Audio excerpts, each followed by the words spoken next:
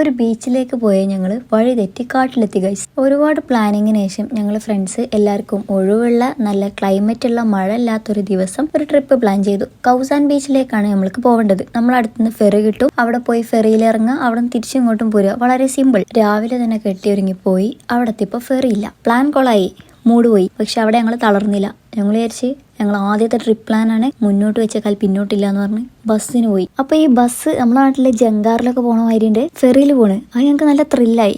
മാത്രമല്ല കുറച്ച് കഴിഞ്ഞപ്പോൾ നല്ല രസമുള്ള കാഴ്ചകൾ രണ്ട് ഭാഗത്തും. ഈ കാഴ്ചകളൊക്കെ കണ്ട് വീഡിയോ ഒക്കെ എടുത്ത് ആസ്വദിച്ച് നിൽക്കുന്നതിൻ്റെ ഇടയിൽ ഞങ്ങൾക്ക് ഇറങ്ങാനുള്ള സ്റ്റോപ്പ് ഞങ്ങൾ മറന്നുപോയി. അപ്പോൾ ഞങ്ങൾ വിചാരിച്ച് കുറേ ബീച്ച് ഉണ്ടല്ലോ, ഏതിലെങ്കിലും ഒന്നിലിറങ്ങാം. അങ്ങനെ ഒന്നിലിറങ്ങി.